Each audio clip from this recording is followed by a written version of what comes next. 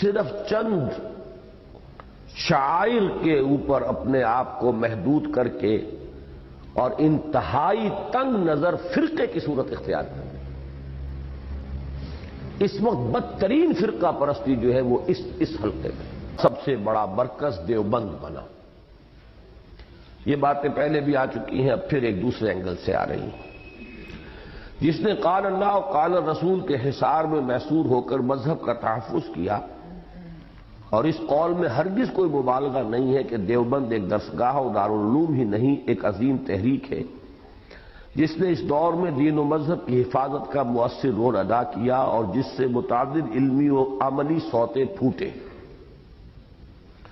چنانچہ شیخ الہند مولانا محمود حسن رحمۃ اللہ علیہ کے بعد شیخ الحدیث مولانا انور شاہ کاشمیری، حکیم الامت مولانا اشرف علی تھانوی، مجاہد حریت مولانا حسین احمد مدنی، شیخ الاسلام مولانا شبیر احمد عثمانی اور مبلغ ملت مولانا محمد الیاس رحمہم اللہ اور ان کے تمام علمی، روحانی، مذہبی اور سیاسی اور دعوتی اور تبلیغی سلسلوں کا اصل منبع دیوبند ہی ہے.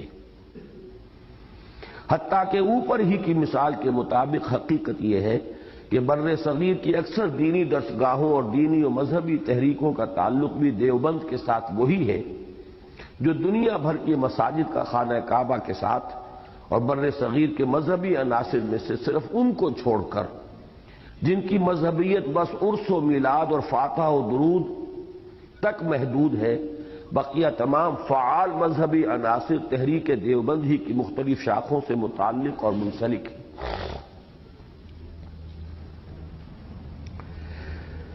ویسے اس میں تھوڑی سی وضاحت مزید کر دوں میں. اس سے بھی پہلے یہ دو حضرات نے میر درد کا ایک شعر لکھ کر یہاں میری میز پر رکھ دیا تھا، وہ چاہتے ہیں کہ میں آپ کو سنا دوں.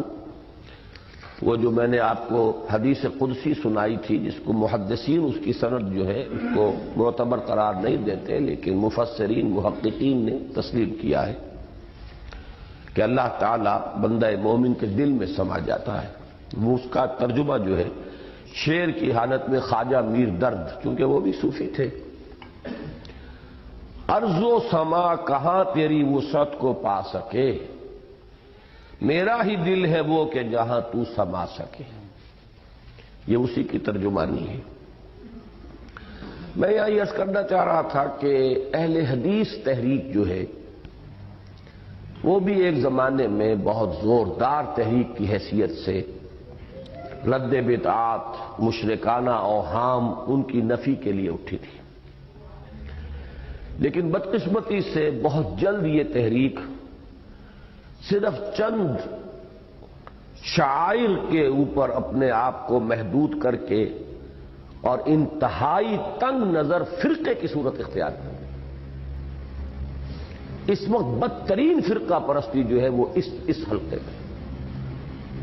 ساری بحث رفع یدین سے، آمین بالجہر سے، اللہ اللہ خیر صلی اللہ، اور دو چار ایسے ہی مسائل ہیں، باقی اور چیزوں کے ساتھ کوئی بحث نہیں، کوئی دلچسپی نہیں. وہ تو اٹھے تھے اصل میں بدعات کا ابطال کرنے، رسومات کی نفی کرنے، مشرکانہ اوہام کا سد باب کرنے. یہ چند مسائل جو ہیں مسلک کے مسائل ہیں. اب سارا زور جو ہے انہی کے اوپر صرف ہوتا ہے لے دے کر. اور یہ جو ہے اس وقت میں اپنے دلی احساسات کی ترجمانی کر رہا ہوں کہ فرقہ پرستی جسے کہتے ہیں وہ جو ہے بدترین کیفیت جو ہے وہ اس جماعت کے اندر آ چکی ہے.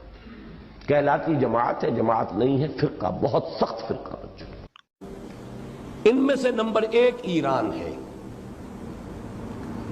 اگر ہم چلتے ہیں عرب سے مشرق کی طرف تو ایران ایک اعتبار سے یہ بازی لے گیا ہے پورے عالم اسلام پر. ان کے مذہبی عقائد، ان کی فقہ سے ہمیں جو اختلاف ہے وہ ہے اپنی جگہ پر ہے. آپ کو معلوم ہے میرے بارے میں کسی کو اشتباہ نہیں ہو سکتا اس اعتبار سے. میری جس درجے دشمنی رکھی گئی ہے، جس طرح میرے سر کا جو ہے مطالبہ ہوتا تھا. 2 ہی آدمی تھے پاکستان میں کہ جن کے سر مانگے گئے. ایک کراچی کے وہ شاہ بلیغ الدین صاحب اور ایک